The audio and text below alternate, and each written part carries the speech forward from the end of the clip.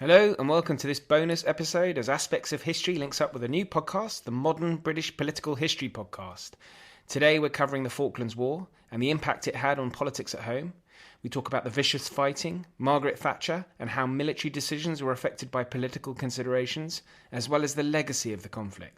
Without further ado, I'll hand you over to Harry White, who runs our chat, and I hope you enjoy.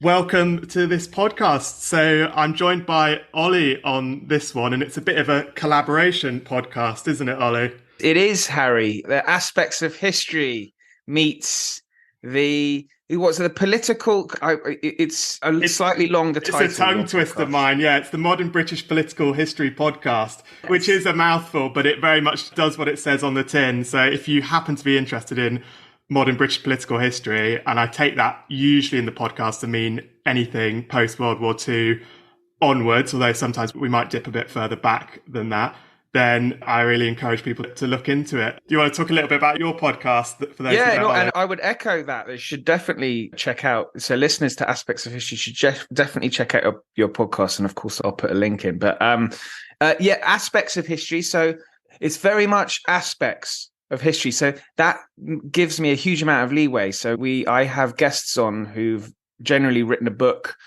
on a particular subject that is from the ancient world to the relatively recent past. So we've had all sorts of guests on, from Max Hastings to Andrew Roberts to Simon Sebag Montefiore, talking about the Cuban Missile Crisis, or we talked about the Caesars recently. So that gives it a kind of an idea of how far back and how far forward we go. And in fact, we just done a film club where we delve into sort of slightly more modern stuff. So we did the Iranian Revolution with the film Argo. So that kind of covers what Aspects of History is. And it's a real pleasure to chat to you, Harry. So thank you for arranging this. Yeah, thank you as well for getting back to me on this. I'm really excited about this one. And I would echo that for any of my listeners. Do check out Aspects of History. It does go further back than we cover, but it does also cover some modern British political history, as Ollie said. So definitely something for my listeners there as well. Yeah, and what we're going to be talking about today, Harry, actually, I was thinking that because I spoke to Jeremy Paxman, who wrote about the history of coal, which you might think is rather a dull subject, but you couldn't be more wrong. And I'm sure Jeremy Paxman doesn't make it dull, though. No, not at all. But he did talk about, the miners' strike in the early 80s, which is around about the period of history we're going to be talking about today. Yes, so we had a little bit of a think about what would work for a collaboration podcast, and we landed on the Falklands War. I think there's a lot to talk about, both on the kind of political aspects of it, how did it play domestically in the UK, but also we'll touch on some of the big events as well, won't we, Ollie? Like the Belgrano, for example. So without further ado, shall we make a bit of a start and set a bit of the scene of the Falklands War? Yeah, let's kick off. So I thought, and before we started recording, you gave a bit of an indication what we talk about. And I was thinking about this prior to Margaret Thatcher's election victory in 1979, the Falkland Islands themselves, I think, had become a bit of a hot potato for the UK government, both Conservative and Labour, in that they were costing a lot of money. And you can probably speak to a little bit more about that domestically. And I was looking at my stats. I think I have, or maybe a listener in the Falklands. So if you're listening to this, hello. They have to listen to this one, surely. Yeah. And the Falkland Islands are around about 500 miles off the coast of Argentina, and a collection of islands that I think had been transferred from the Spanish to the British. They're predominantly whaling, that and South Georgia for whaling in the 19th century, and then in the early 20th century became more sheep farming. So I don't think the British government had a kind of strong connection to the Falklands, and by the 70s it had become a little bit of a. I think it's not. I think the ministers and civil servants will probably describe the Falklands as being a little bit of a burden financially. And so we're looking at ways of changing the constitutional ownership of the Falklands in a kind of lend lease way with the Argentine government. Yeah, that's right. They weren't seen as strategically significant really in any way, and not massively economically significant. There was some sheep farming, there was fishing, but there were about 2,000 people living there who firmly felt that they were British and felt an attachment to the mother country. So much so, and I enjoy this fact, that they donated £50,000 of their own funds to buy Spitfires during the Second World War, to give you a flavour of how British they felt. I did not know that. That's an extraordinary fact. There was a recent, I don't know how recent it was, I think it was the early 2000s, there was a referendum, and I think only 2 people voted to remain with Argentina. Sort of 99%, 98% in favour of remaining a British. It's a British protectorate, isn't it? British territory, I think. And as you say, the British claim to it is that from 1833 to the 1980s, it had been settled by people who felt that they were British settlers. But you had an Argentine claim to it, which was based on an anti-colonial argument that the islands had been stolen, and that was the word used. You had pictures in Argentina often put round of Margaret Thatcher as a pirate, eye patch and everything, and the idea that they had stolen these islands. And as you say, there'd been back and forth negotiations about how you resolve that. Is it lend-lease? Do you have the islands under some kind of joint commission for a period of time whilst you resolve sovereignty? But all that started to lead up to the conflict of the Falklands. Do you want to touch a bit on what were some of the kind of instigators and things that led up to the conflict? Yeah, absolutely. I think probably you could probably say it started on the 19th of March. Some scrap metal workers appeared on the island of South Georgia. South Georgia at the time had a former whaling station. And so these metal workers appeared at the whaling station, which I think is not far from the main settlement of Leith at South Georgia. And they rode up the Argentine flag. And so there was a little bit of disquiet, and the Marines then a couple of days later appeared at South Georgia, and the flag was removed. So that obviously gives an idea that there were sort of tensions going on between Britain and Argentina. And then on the 2nd of April, Argentina invaded the Falkland Islands, and the governor of the Falkland Islands, Rex Hunt, after a brief firefight between Marines and Argentine forces, he then surrendered. Argentina took control, and actually there's a very interesting TV film starring Ian Richardson called An Ungentlemanly Act, which is an account of the invasion of the Falklands. It's rather satirical. It's quite funny, but it's based on many true events. Rex Hunt, who had been a kind of a civil servant, a diplomat who had I don't think this was the most sought after post in the Foreign Office, but he really did play a blinder during the invasion. And it's called An Ungentlemanly Act because what happened when the Argentine general appeared at the governor's house, the Marines having surrendered and the islands being under Argentine control, the Argentine general put his hand forward to Rex Hunt to shake his hand, and Rex Hunt went to shake the hand and then pulled his hand back. And the Argentine general said in English, that was a very ungentlemanly thing to do. And Rex Hunt said, it was very ungentlemanly of you to invade the Falklands.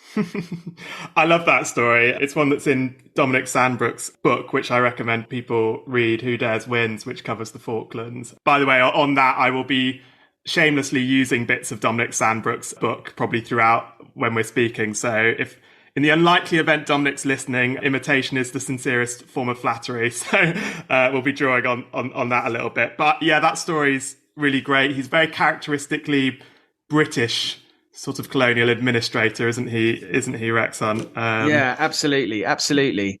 And it's interesting that the invasion itself, there had been, it wasn't exactly the most unexpected thing, and you could probably speak to a little bit more about that back in London. It was obviously a huge shock, I think, in the Falklands, but there were some in the Foreign Office who weren't as surprised as perhaps one would imagine they were.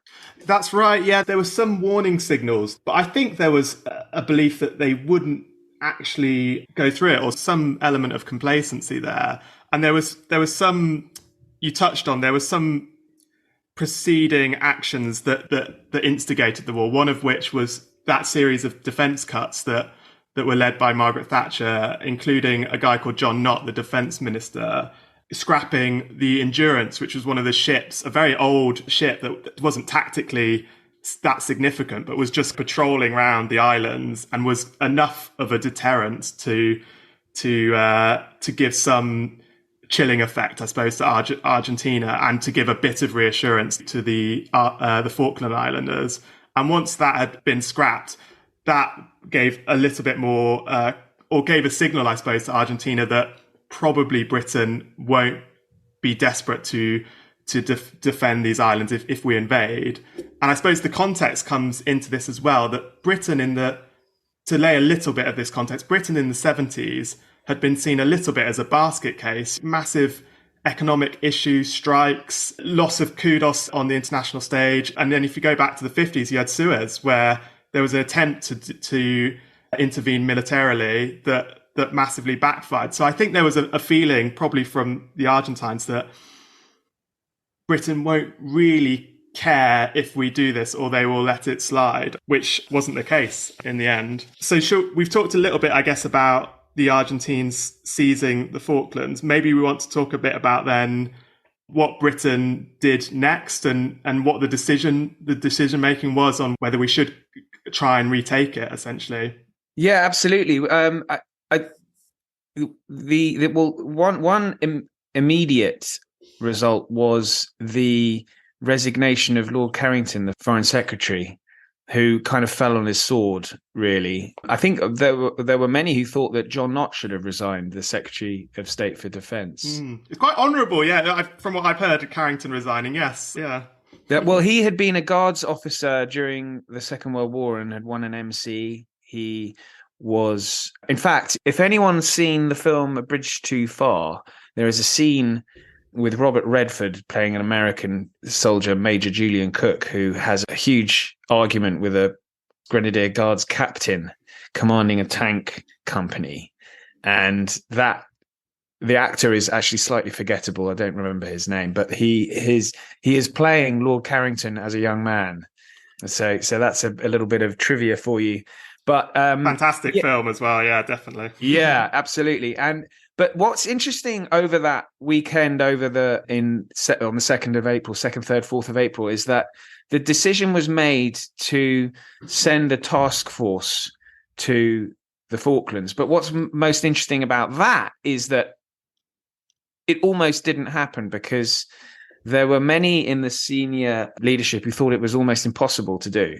You've got to remember how far away the Falklands are from Britain. And the chief of the defence staff, Terence Lewin, he almost made a political decision rather than a military decision. So he did slightly overstep his mark, because when he spoke to Margaret Thatcher on that weekend, he said to her, "It can be done," which was quite a bold statement, although obviously we subsequently know it could be done because it was done. But what was interesting was he then gave a kind of political recommendation to Margaret Thatcher by saying it should be done. I've got the quote. So, "Yes, we can, Prime Minister, and though it is not my business to say so, yes, we must. If we do not, or if we pussyfoot in our actions and do not achieve complete success, in another few months we shall be living in a totally different country whose word will count for little." That is a fascinating little interchange there, because I was reading a very good book by Lawrence Freedman and spoke to him about this on this very issue in an earlier podcast. And Lawrence Freedman is a very distinguished academic at King's College London and has written a really good book about politics and war and how political leaders interact with the military leaders in a number of conflicts post-war. So actually, for your listeners, that would be very interesting. It talks about the Suez Crisis as well as the French wars in Algeria and also Indochina. But it's very interesting because that particular line, he certainly overstepped his mark there. It is definitely beyond the remit, isn't it, of normal military advice? Although I suspect Margaret Thatcher swooned hearing that because it's probably exactly what she wanted to hear. Yeah. But absolutely. But she had a number of people in her cabinet who were less keen on a military response. One of whom was, I think, Francis Pym, who took over as Foreign Secretary after the resignation of Lord Carrington. And a lot of these cabinet ministers, like Willie Whitelaw as well, had fought in the Second World War and so knew what war was. So it wasn't as if they were cowardly and didn't want any kind of conflict. I think they really did want to explore every single possible avenue before a military response. That's right. I think they're sometimes wrongfully portrayed as wets and almost cowardly, but like you say, a lot of them did have a significant military experience. There was a question as to whether it was just worth the effort, I suppose. There was one, it might have been Pym even, who said it would actually be cheaper to pay each of the Falkland Islands £1 million to emigrate, essentially. But I guess it was a case of principle over financial considerations. Absolutely. And I know probably editorializing slightly now, but if you do look back, the Argentines, it was a fascist regime in charge of Argentina, and they invaded a sovereign territory. Yes, not even going into the kind of, which I won't comment on, the kind of, was it worth going to war or not? I think indisputably that regime was horrific. Like you say, a fascist regime who had disappeared, to use the language that they used, tens of thousands of dissidents who they saw as against the regime. And there's a quite memorable bit from Dominic Sandbrook's book where he talks about the regime, that they hadn't really had to fight any wars, but they were very good at applying electrodes to the genitals of left-wing poets. So a very sinister regime, without any doubt, I don't think. So we've talked about the build-up to war. It's been decided at the government level that they will try to retake the islands. Should we go into what the opinion was, both in the House of Commons, the paper, the general public, kind of touch on what? Yeah, what that'd be really were? interesting. Okay, so you had this debate in the House of Commons about the Falklands, and there was pretty universal, with some exceptions, agreement that they should be retaken. And you had Michael Foot have an intervention, which I think you wanted to talk about, didn't you? Yeah, because Michael Foot is often, or rather, again, Michael Foot is often lumped in as loony left, the longest suicide note in history, talking about the Labour manifesto in '83, it being too left wing for the electorate, and he's nowadays often lumped in with the likes of Jeremy Corbyn and other MPs of that side. But he was I wanted to talk a little bit, and I'd be interested to get your view about Michael Foot, because as leader of the opposition, one might assume, being left wing, he might take the view that this was British colonialism coming home to roost and plucky Argentina up against the might of the British Empire. But absolutely not. He saw it very much black and white, and certainly viewed, and himself having fought in the Second World War. And that's what's really interesting. So many of these politicians had seen service during the Second World War, which is not the case nowadays with our politicians. And one cannot imagine that had Jeremy Corbyn been leader of the opposition in '83, that he would have taken the same view as Michael Foot. And I just wanted to, it'd be interesting to know what the view, you've mentioned about opinion polls about the invasion, but it'd be interesting to know what the public thought of Michael Foot, the Labour leader at the time.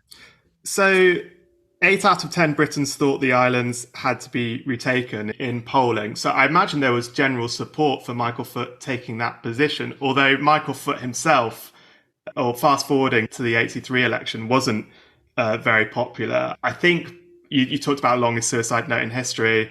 part of it, I think, was Stephen Bush talks about politics being about vibes and optics as much as anything, the political commentator. And I guess Michael Foot does not give off the impression of a strong warrior-like politician, regardless of, like you say, he actually did serve, but in a way that I think that mattered less. So that was probably the reason why it was so surprising that he actually made the intervention he did. And I've got the quote where he talked about the regime, and he said, the Argentine junta, he said, "It's a regime in which thousands of innocent people have been tortured and abased. We cannot forget that fact when our friends and fellow citizens in the Falkland Islands are suffering as they are at this moment.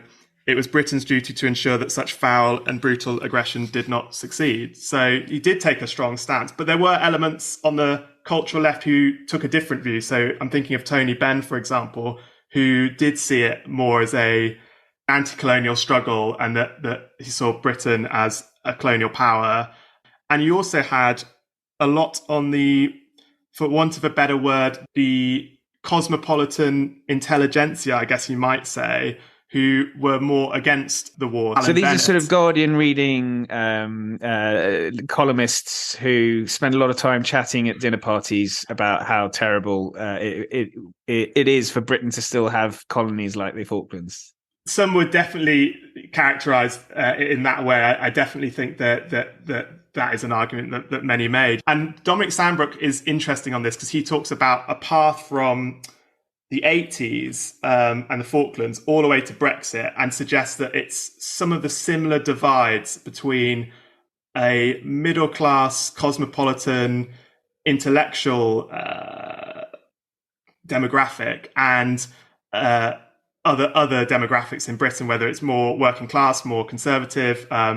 If you're being more negative, you describe it as more populist, depending on your politics. But he talks about that you can recognise in 82, and you can see the seeds of Brexit without going too much off on a tangent into Brexit. Have you done an episode on Brexit? Because I know it's quite recent, but you probably need to do like a 10-parter or something. But I think Dominic Sandbrook's absolutely fantastic. There are so many, but I think it's the birth of the sort of, or a rebirth of the tabloid, and particularly the Sun during the Falklands War. Exactly right. And on the tabloids, you had strong tabloid support for the cause. So the Mail, the Express, but particularly the Sun. So the Sun promoted a video game that allowed players to torpedo Argentine ships. They ran a daily argy-bargy joke column and offered £5 and a tin of non-Argentinian corned beef for every successful entry. And then this was parodied in the satirical magazine Private Eye, where they did a parody front page, where they said, "Kill an Argy and win a Metro." Can you imagine social media nowadays with front pages or pages? Obviously, the Private Eye one's a satirical bent, but can you imagine social media going crazy nowadays? Well, I imagine Private Eye would probably be a little bit wary of putting that parody, because it's hard on social media. Things get clipped up, don't they, so much that you could misinterpreted. It could be very easily misinterpreted. The last paper I was going to mention was The Guardian, where you had Peter Jenkins in The Guardian said that the means to the ends in the war were disproportionate. And now just diving in, and just to let listeners know where the task force is, because whilst all this is happening, the task force is in a rather a 19th century fashion sailing south to the Falklands from Britain. So it takes them around 3 weeks to get there. So they stop off at Ascension Island in mid-April, and by the end of April, the task force arrives. The weather down there is awful, and so they sent some SBS and SAS into South Georgia, and to retake South Georgia, which almost became a complete disaster with 2 helicopters crashing. And so members of the special forces then had to pile into a third helicopter, because they landed on a glacier with awful weather at the time. But luckily, and this is the huge thing about throughout the conflict, there's a huge amount of luck involved in a number of military maneuvers. that could easily have resulted in catastrophe and obviously, therefore, problems for Margaret Thatcher at home. But South Georgia's then retaken. The Union Jack flies again over South Georgia. And so then it's on to the Falkland Islands themselves. I completely agree on the luck. Just before we go on to the Falklands, how South Georgia was received back home, the retaking. You had Mrs. Thatcher telling the press to rejoice at the news, admonishingly, as was her style, handbagging them when they weren't quite as glowing about it as she wanted them to be. And you had, in the Sun, you had the headline "Victory," a single word. And then you had "Britain seizes South Georgia. Now Britain is striking back," from the Express. And the Tories went up in the polls following the taking of South Georgia. And that was on the 26th of April. So we're now at the business end of the Falklands because the hard nut of the Falkland Islands themselves needs to be taken by the task force. What's interesting now, actually, Harry, is we should talk about the exclusion zone, because round about the time that South Georgia was taken, Britain declared a 200-mile exclusion zone. So any warship found, or any aircraft or any warship found inside a 200-mile exclusion zone around the Falkland Islands were to be viewed as a threat and therefore could be fired upon. So anything outside the exclusion zone, theoretically, would not be fired upon. And that proves to be probably a vital factor, really, and probably the most controversial incident of the war. Although it wasn't quite that being outside of the exclusion zone meant you were it was impossible for you to be fired on. It was that if you were in the exclusion zone, there was that definite possibility, but the whole of that South Atlantic area was seen as a combat zone. And I think that's something where people slightly get the wrong end of the stick on it. And we're about to talk about the Belgrano, aren't we? Which was very controversial, or was seen by some as controversial, the sinking of it. Do you want to just outline what happened with the Belgrano? Yeah, so the Belgrano, which was a cruiser, actually a Second World War cruiser, it took part in the Pacific Theater during the Second World War in the US Navy. At the time it was sailing, it was sunk outside the exclusion zone, so we should say that to start off with. And the sinking of the Belgrano, which was hugely controversial because it took place outside the exclusion zone and sunk by a British submarine. And the controversy really comes about, but it actually, when you look into the detail, it's not really that controversial. The ship itself had turned and was sailing and viewed by the Royal Navy as sailing into the exclusion zone, and I think was viewed as a threat to the task force itself, which was heading south. And they were using ships like the Canberra, which are basically a pleasure cruiser. Giant. Mm-hmm. Yeah, requisitioned different ships. Yeah, that was part of the whole Dunkirk spirit that people associated with the task force, that it was an array of different ships. But anyway, sorry, you were talking about the Belgrano. Yeah. And so the Belgrano itself, which was sunk by the submarine Conqueror on the 2nd of May. So the exclusion zone had only been in force for a week or so when the Belgrano was sunk, and it was heading in a direction towards the British task force, but outside the exclusion zone. The Conqueror, the captain of the Conqueror, communicated with headquarters back in London to gain permission, and it went up to the cabinet level, and Margaret Thatcher approved the sinking. And you're a big fan of films, aren't you, Ollie, like me? Have you seen the Iron Lady scene of the decision to whether to sink the Belgrano, where she's getting different political advice and then pauses for a moment and then she just says 2 words? She says "sink it" to the generals. Yes. That's very good. I actually one other program which is really good, and I think it's on Amazon Prime at the moment, which is the Falklands Play. I don't know if you're familiar with that. Yes, I've seen a bit of it. It's really excellent, but it's we're going off on a slight tangent here. The Falklands Play, which was written, I forget the writer, But the play itself was very controversial. It was written in within, I think, 5 years of the war, and it was bouncing around the BBC. BBC was paranoid, thinking that if we broadcast this play, it'll be viewed as too pro-conservative. And so it was shelved until around 2000, I think it was then eventually broadcast. And it was viewed as quite a pro-Margaret Thatcher play. But if you watch it, actually, it is interesting. You'd have to say she was very effective during the Falklands War. She was decisive. She didn't prevaricate in any way. Whether you agree with her or you don't agree with her, you couldn't say that she was indecisive. We should mention, what I haven't mentioned is that it sank with a loss of 323 men, 321 members of the crew. I think there were 2 civilians on board as well.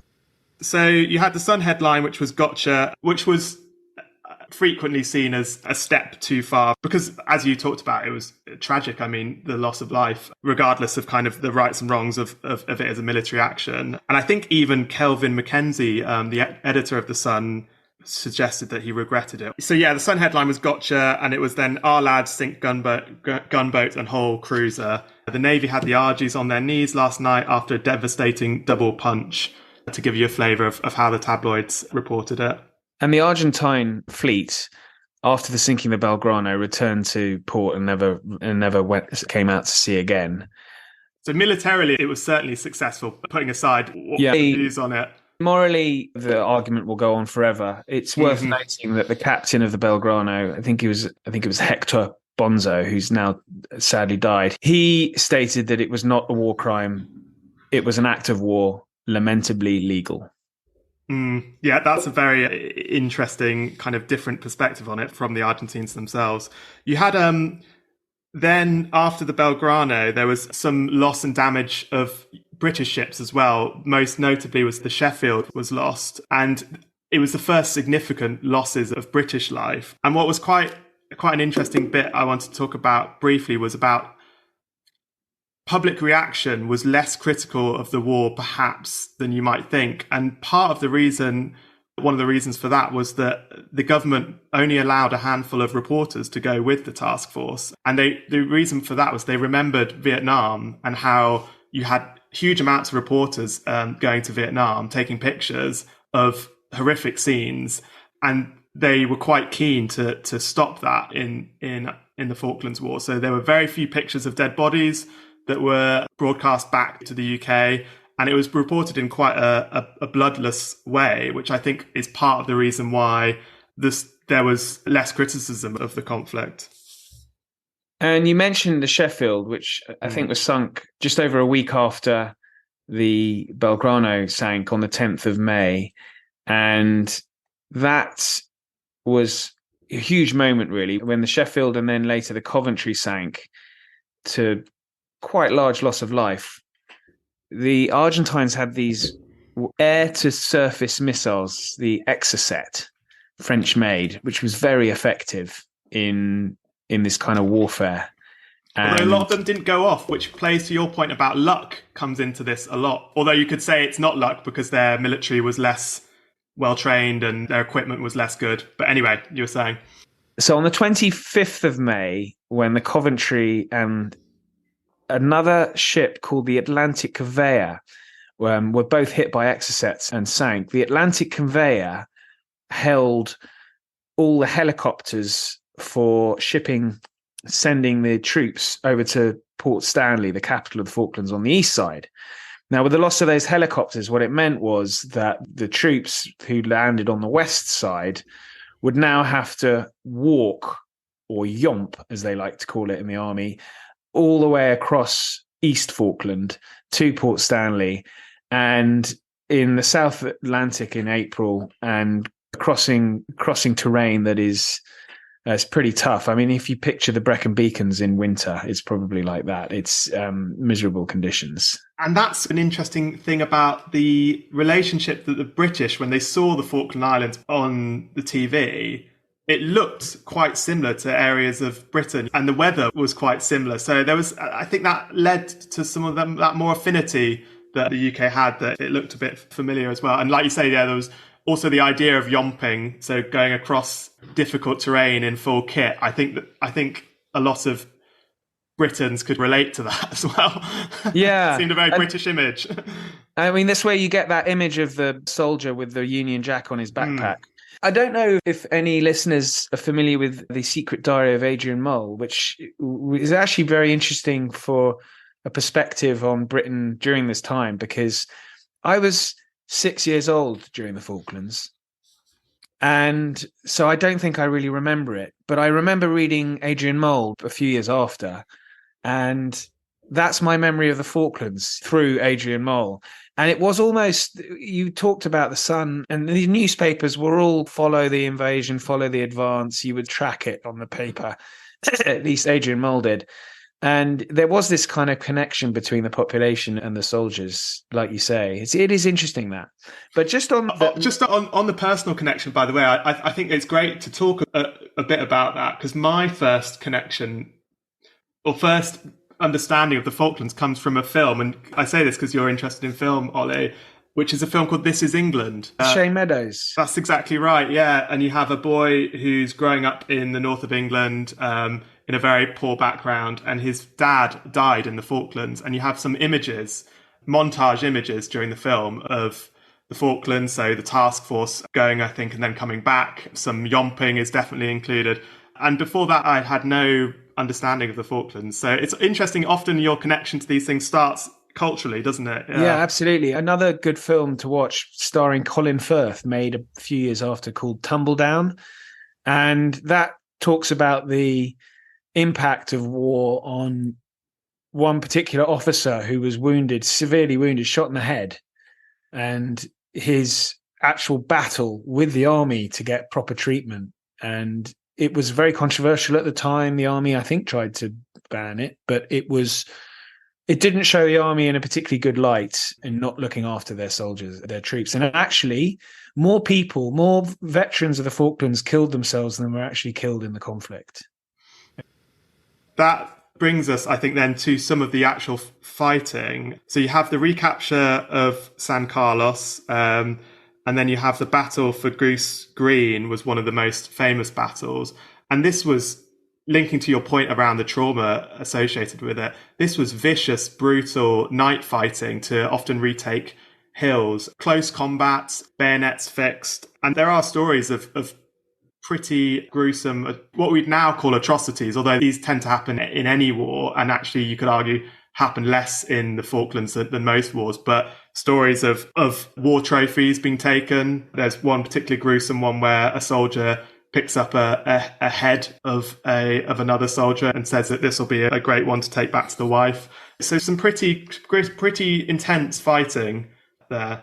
Yeah, Goose Green was interesting actually, because this had a political element to it, and it's quite controversial now, in that there had been after the loss of the Sheffield and the Coventry, there hadn't been any military successes since the Belgrano, which in itself was quite controversial. And so there was almost a desire from the government for the army or the Royal Marines and the task force itself to come up with a good news story, a win. And militarily, Goose Green, one could argue, could have been sidestepped and they could have continued on to Port Stanley. But instead, the Parachute Regiment, I think it was the 2nd Battalion under the command of Colonel H. Jones, were sent to Goose Green to capture it in order to give a good news story back home. And the same was for South Georgia. So the initial taking of South Georgia wasn't militarily, my understanding, is necessary, but it was seen as good to have an early win. So it shows you, I guess, how politics influences war as much as very much so. Tactics. Yeah. And one wonders nowadays, where we're so connected to each other through social media and other ways, how that would be viewed now, because the idea that you would have a cabinet dictating military objectives is quite a strange one. And H. Jones, who was the commanding officer of the 2nd Battalion, I think, was killed. in this attack, one of Victoria Cross, he was charged a machine gun post because his troops were pinned down by the Argentines had a really good, strong defensive position, and the Paras were pinned down, and Jones took the bull by the horns and charged himself, which inspired the rest of his lads to follow him, but he was killed. And there was debate, wasn't there, about was that necessary? Was it a foolhardy, heroic it's charge, very difficult. or was it was it heroic? And I guess there's always the managing as well of you've got family members that are involved as well, and that you have to think about with these kind of tragedies. Particularly, and it's very easy for us to sit in our nice comfy chairs talking about how something should or shouldn't have happened when they've got men pinned down by machine gun fire in a foxhole. I always think it's odd to judge from afar, particularly 40 years later as well. But I think, it is something that was talked about at the time, absolutely. But it did result in a victory, and Goose Green was taken. And then you have Goose Green taken, and then the final battle for Stanley, which is the capital of the Falklands, which we won't spend too long on, I think, beyond saying that Stanley was retaken. More vicious fighting, as you say, though, on Mount Tumbledown for one, which you've mentioned, and Wireless Ridge as well. You had the Gurkhas, Scots Guards, and Parachute Regiment fighting. As you say, vicious hand-to-hand fighting. It's a really horrible part of that war. And it is interesting. We've seen the loss of soldiers through PTSD since. And part of that is down to the kind of fighting that they had to go through. One story I'll talk about with Stanley briefly is quite unbelievable, which is Max Hastings, the historian, which probably a lot of listeners will know. He was a journalist following the task force very closely. And there's a moment where he walks into Stanley before it's been fully retaken. He sees it below him and goes, actually, I could just walk in, and walks all the way through the town, has a few different Argentine troops look him up and down, maybe talk to him briefly, but he can just keep walking all the way through. And then he walks into a pub, I think it is, in Stanley, and then announces to the pub goers, the British are here, it's been retaken. And then they offer him a drink in characteristic British fashion. Yeah, on the 14th of June, I think, the Argentines surrender. I just wanted to go back briefly. We mentioned the fortune. When the task force itself, the land forces, landed at a location called, it's near San Carlos Water. This is an area called Bombing Alley, which is where a whole load of troop ships were unloading. And talking about the luck element, had the Argentines, and they were very brave pilots flying low through this sort of heavily defended body of water where the ships were lining up to drop off troops. And they were unlucky not to have sunk more ships there containing troops landing on the Falklands. Had any even one of those ships been sunk, I wonder what the impact that would have had on the government back home. It does show you this point around luck, and being me, I'll make a point about luck and link it to domestic UK politics. So you could argue Margaret Thatcher was very lucky in her enemies in general throughout her whole career. So you have Galtieri, you have a military junta that was weak in various ways, militarily and morally, obviously was incredibly on the wrong side of history. And then you had different enemies that she had. Arthur Scargill was one. You had the Soviet Union, all of which had some fundamental weakness in their position. There's a question as to how much was it Margaret Thatcher's strength versus her enemy's weakness throughout all of this, and how much does luck play a role, as you're saying.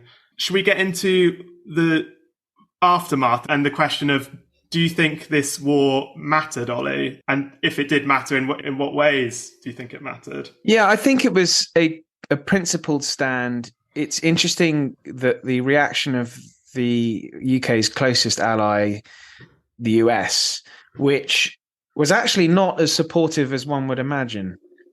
There were, I think, links, and this is interesting, speaks to Operation Condor, which was a a US government backed initiative to support and promote rather questionable regimes across South and Central America. And Argentina was one, Chile another, under Pinochet, who assisted the British government during the Falklands as an interlocutor between Britain and Argentina, and also provided some kind of, I think, logistical support. But the US, therefore, had a kind of interest in a lot of these rather distasteful regimes: Salvador, Guatemala, Chile, Argentina, plus a number of others, Noriega as well in Panama. These and was that because of the fear of communism, that yeah, it absolutely. was seen as the enemy of my enemy is my friend? That kind That's of right. The US viewed certainly Central America, but also South America as a kind of backdoor and in their backyard rather.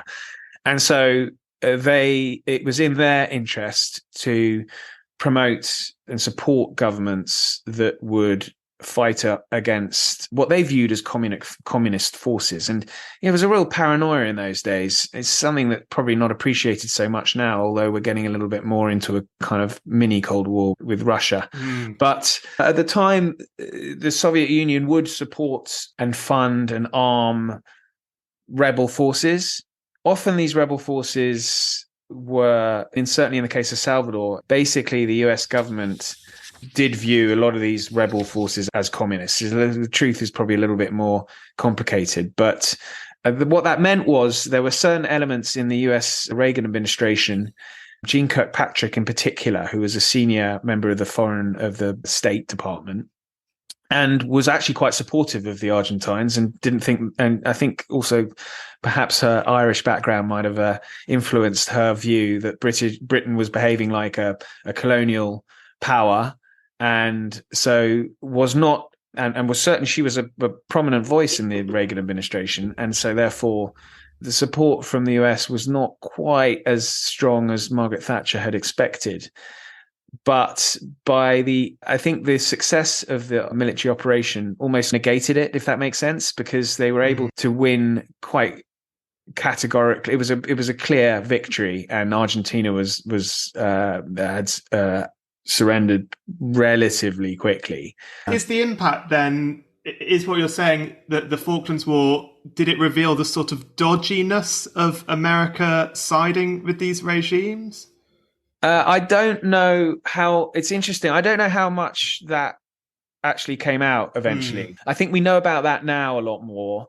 And Margaret Thatcher, though, was very clear that she was a close ally of Agustin Pinochet, and thought that the British owed a great debt to Chile for its support during the Falklands War. However, that Pinochet military junta was fascist, and they disappeared people. So the very people Margaret Thatcher was lambasting in Argentina were the same people who were supporting her. And many saw that as a mark against Thatcher's record, didn't they? Turning to the domestic context of the domestic impacts of the Falklands. So I think you could split it into three. You could talk about the impacts on Britain, the government itself, and Thatcher, and maybe even the impacts a bit on the Labour Party as well. So thinking about Britain, I'll test this against you, Ollie, see what you think. I think materially it made little impact on Britain and strategically, but psychologically it did seem to have a big effect, where you had this idea that famous quote, Britain has lost an empire but not found a role yet, that there was a feeling that now Britain has reclaimed some kind of role. And I think Thatcher said, I believe Britain has now found a role. It is in upholding international law and teaching the nations of the world how to live. So that kind of resurgence of British confidence, I think, was one impact. Yeah, there's no doubt about it. As a child growing up in the early to mid 80s, I think it definitely boosted the country and made everyone feel a little bit more. I always find pride a really difficult, strange thing to talk about, because it's a weird concept to me. But I think it wouldn't be too strong to say I think it did make people feel prouder. Because it was, even though what we've just been talking about with some of Britain's alliances during that war, it was Britain standing up against a fascist regime. And so I think that did mean that internationally it had increased its reputation, which, as you say, in the 70s had been a bit of a basket case. And it's also so interesting because particularly nowadays we talk about colonialism all the time. And I had a very interesting chat with Nigel Bigger talking about colonialism. And colonialism now is very much a dirty word, but this was a colonial war. But not in the traditional sense, in that this was not an indigenous... that the islanders had been there a very long time, longer, I think, than Argentina had been a country formerly. Yeah, so there's right. a question as to whether it was seen as a colonial war, and I think that the Argentines presented it at that, but there's definitely a question as to whether it really was or it wasn't. But there are so many nuances to it, because you could argue that the Argentina was behaving very like a colonial power, demanding an island that didn't want to be part of Argentina, and yet it seemed like the larger power in that region discarded those views and wanted to possess islands because of the demands going back hundreds of years. And segueing that into Thatcher a little bit and the government, there's an irony, I think, that the military junta thought a quick war will be good for us because their position was still a bit tenuous. We'll have a short conflict, we'll take the islands, it'll be great for national confidence. And actually, the irony is the reverse happened. You had a quick war, the British won that war, and you had a government that was against the ropes a bit, so to speak, that in the UK, that then they had a resurgence. Margaret Thatcher became more popular, the government's polling went up, and then the 83 election, that they won that election. I guess the question is, do you have a view on how much the war actually directly resulted in that victory, or do you think it was on the cards anyway? I think she almost certainly would have won that 1983 election. It's interesting what you say about a quick war to improve domestic fortune for the Argentines. We're seeing right now with Putin in Ukraine, how that's blown up in his face, and he nearly lost power just over a couple of weeks ago. It really is. Wars are very unpredictable things. The hostage to fortune, yeah. And fortune has been a theme throughout our discussion today, and I would have thought that, and I think Sandbrook agrees here as well, doesn't he? That the election would have been won. Perhaps the Falklands War meant she won more strongly, even more comfortably, than she would have. He says the polls were slightly turning because the economy was already improving somewhat, and I don't really know I'm less close to it, the evidence, but that's his point. I was going to say as well, there's an element, a quick war. I think you could trace something from the Falklands, and Max Hastings makes this argument, to Tony Blair's interventions, that there was a feeling from Tony Blair that a war can actually be quite a good thing for a prime minister, quote unquote, because it can boost your esteem, it can make you look like you're striding the world stage, and it can help you a bit when you're against the ropes. And obviously that it's kind of, we learn the wrong lessons sometimes from history, don't we? Because that didn't work out very well for Tony Blair. The last thing I was going to say is about, or question I was going to ask, is a bit about how's the war remembered, which I think we probably have there's a lot of, haven't we? Just militarily, there's a lot of controversy still that rages today. There was a documentary on Channel 4 recently. I could put a link in there. It's very interesting, talking about the failures of the military leadership on the ground in the Falklands. And my father was in the army, knew a lot of these people. They were his generation. And there's controversy that rages over one particular senior officer. But there are two sides of it, or three sides really: their side, the other side, and the truth. And the argument being that this senior officer, I don't really want to. I feel us sitting in our nice, comfy chairs criticizing military leaders. It's very difficult. But there are senior officers now who are still furious over some of the things that happened. When the Welsh Guards landed on the east side of the Falklands, just before Port Stanley surrendered and all the Argentines surrendered, when a Welsh Guards troop ship was bombed and a lot of Welsh Guards soldiers were killed. That incident as well is hugely controversial. But you've got to, in the end, it was a victory, a war that was won. I think 250 odd British soldiers killed, I think around 600 Argentines. It was a clear victory, regardless of all the sort of nuances of the controversies that I've just mentioned. But I think even today, from a military standpoint, there's still a lot of resentment and anger.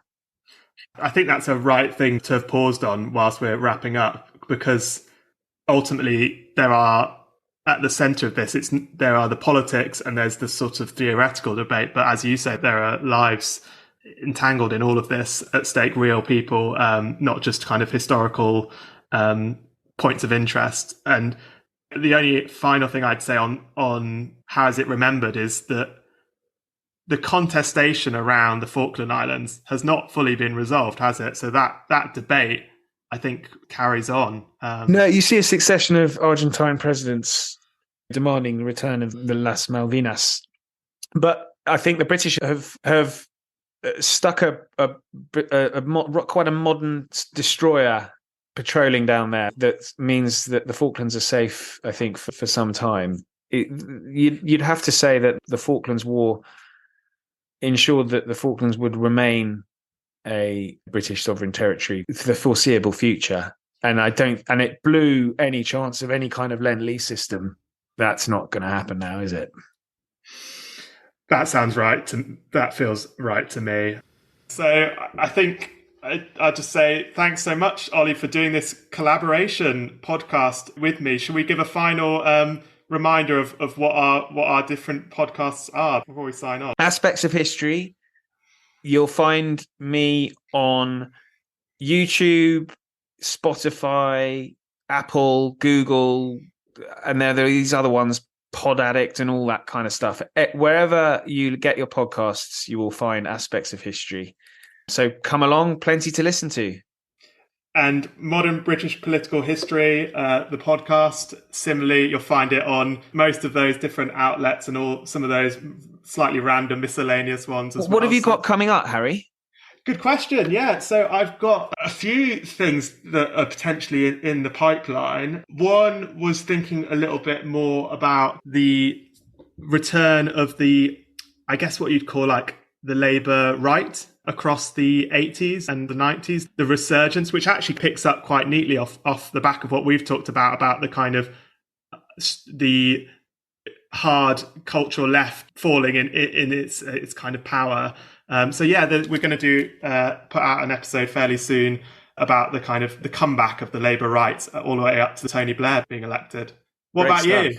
I have an interview with a Ukrainian historian who's written a book about the Russo-Ukrainian War. So it's interesting. It's basically contemporary events, the war in Ukraine, but he takes a look back into why the Russians in particular have territorial gains on the Ukraine and how that's a misunderstanding of history, of course, and talks about the war from 2014, which is really when it started, and right up into talking about how Putin has blundered and how the war has really given an even stronger sense of identity for the people of Ukraine than it already had, which indeed it did have, which is what the Russians have discovered. So that's coming up next. That sounds incredibly timely and important. So I encourage listeners to give it a listen. And The Rise of the Right, I'll be listening to that. So I recommend the listeners do too. Thanks so much. And thanks everyone for listening to this one. Thanks, Harry. Thanks, everyone. Thanks so much for listening. Coming up, I've got great British generals, the CIA and MI6 and their special relationship, and the Parthenon marble. So plenty of great stuff coming up. Please do spread the word. And in the meantime, thank you and good night.